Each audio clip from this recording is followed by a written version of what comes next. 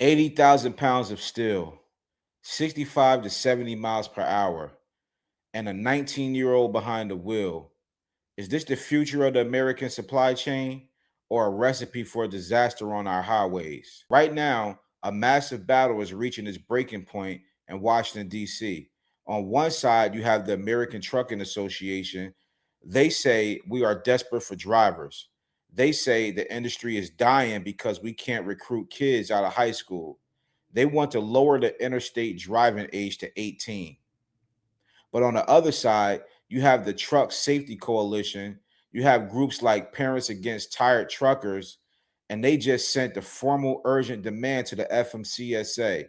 The message was simple: kill this program before it goes permanent.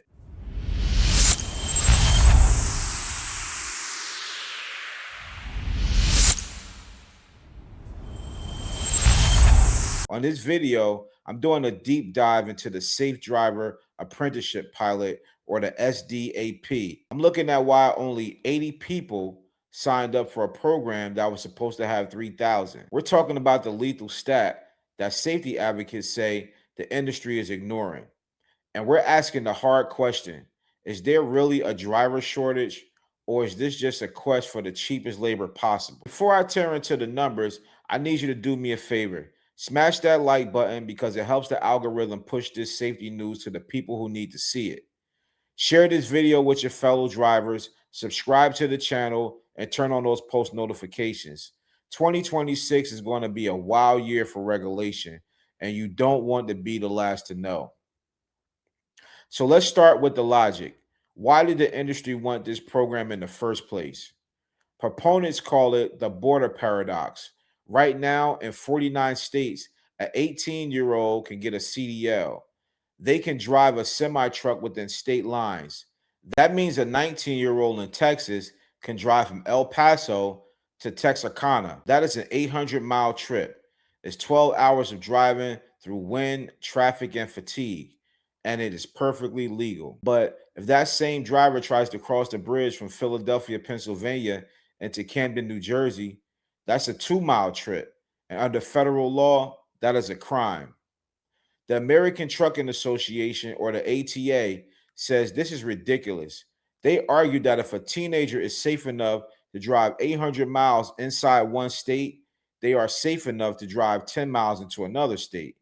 They say the magic number of 21 is arbitrary. And more importantly, they say it's killing recruitment. Think about it. When a kid graduates high school at 18, they have to wait 3 years to drive interstate. By the time they've turned 21, they've already become a plumber. They've become a welder. They've joined the military. The trucking industry loses that talent forever. The industry wants to catch these kids while they are young. They want to build a pipeline from the high school locker room to the sleeper berth. And they promise that with the right technology and the right training, it would be safe. So in 2022, Congress authorized the Safe Driver Apprenticeship Pilot. This was supposed to be the gold standard of training. It wasn't just handing a teenager the keys, they had to have 240 hours of driving time with an experienced driver in the cab. And the trucks had to be high tech, automatic emergency braking, speed governors set to 65, inward and outward facing cameras. The goal was to recruit 3,000 drivers. The industry told Congress that the enthusiasm for the program was palpable. They said thousands of young people were lined up at the door, but the reality was a total boondoggle. As of mid 25, only about 80 individuals had actually applied to be apprentice drivers. Out of 3,000 spots, they filled 80. Why did it fail so hard? The Owner Operator Independent Driver Association, or OOIDA, says they know why. They say it's because 18-year-olds don't want to be nanny. They don't want a camera staring at them 24/7. They don't want to be speed limited to 65 while older drivers blow past them. And they certainly don't want to do all that work for entry-level pay when they can make more money in construction without the big brother tech. Safety advocates are now using these low numbers as weapons. They say the driver shortage is a myth peddled by big carriers to get cheap labor. They argue that if there was a real shortage, companies would pay more to attract older, safer drivers instead of begging the government for teenagers. Now, we have to talk about the data that keeps safety groups awake at night, and this is where it gets heavy.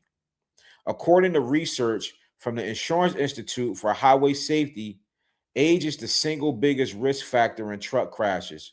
Mile for mile, teenagers are involved in 3 times as many fatal crashes as all other drivers.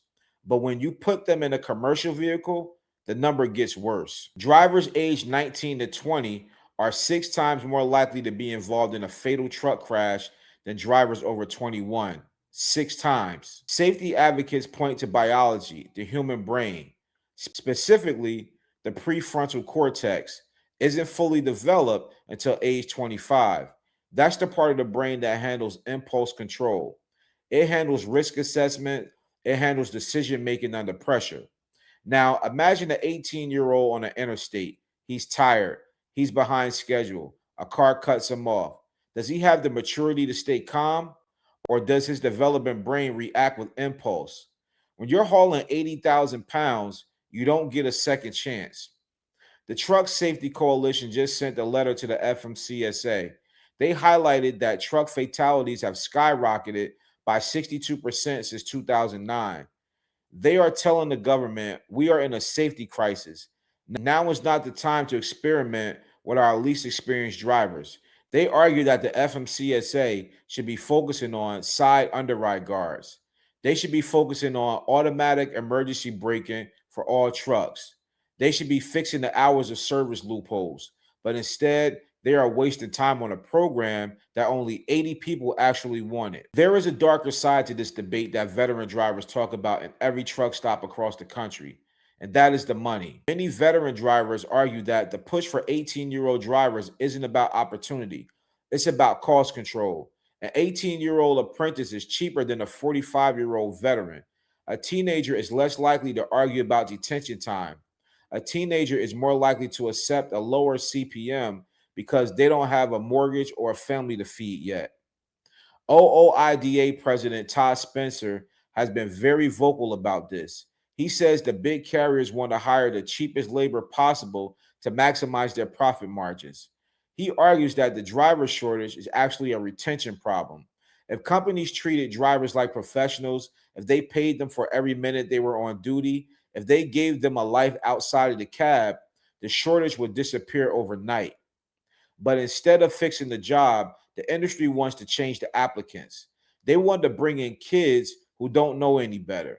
And the safety groups are saying, you are gambling with our lives to save a few bucks on your payroll. On the other side, the ATA says this is insulting to young people. They point out that 18-year-olds can serve in the military, they can handle an M16 in a war zone, they can operate a multi-million-dollar tank. So why can't they drive a Freightliner from Ohio to Indiana? The counter argument from safety groups: in the military, the 18-year-old is under intense, constant supervision. They are part of a strict chain of command. They aren't alone on a dark highway at 3 in the morning with a dispatcher screaming in their ear to make a delivery. The military comparison sounds good, but safety advocates say it doesn't hold up in the real world of commercial freight. So, where does that leave us? The pilot program technically ended in November, but the ATA is pushing for a 5-year extension. They want to keep the safe driver dream alive. The FMCSA is now in a corner. They have to review the data from the 80 drivers who actually participated. The ATA says those drivers had a solid safety record, but the sample size is so small that safety groups say the data is statistically useless. The FMCSA is required to submit a final report to Congress by March 10th of 2026. That report will decide the fate of the teen trucking in America. If the FMCSA recommends an extension, we could see a permanent change to the interstate driving age. If they listen to the safety groups, the program dies here. This is a massive moment for the industry. It's about more than just age. It's about safety standards. It's about driver pay, and it's about the integrity of the CDL. The battle lines are drawn. On one side, a desperate industry looking for fresh blood. On the other side, safety advocates looking at a 62% increase in fatalities and saying enough is enough. So what do you think? Is an 18-year-old with 400 hours of training safer than a 21-year-old with none? Or is teen trucking a disaster waiting to happen? I want to hear from the veterans in the comments. Would you let your 19-year-old drive OTR? If you want to read the full breakdown of the safety group's letter to the FMCSA, I put the FreightWaves link in the description box below. Click that link and get the facts for yourself. And if you're looking to start your own business the right way without the corporate games, make sure you check out my free box truck course right here on YouTube. It's linked in the description and will show you how to dominate the local and regional markets. Don't forget to smash that like button, subscribe to the channel, and share this video with every driver you know. Turn on those post notifications so you stay ahead of the curve. And finally, click the video at the bottom of your screen right now where I talk about the kill list. FMCSA exposes America's deadliest carriers. On this video, I talk about the kill list with specific mid-sized carriers who have crash rates that nearly double the industry average and more.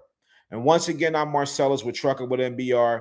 Stay safe out there, watch your mirrors, and I'll see you on the next video.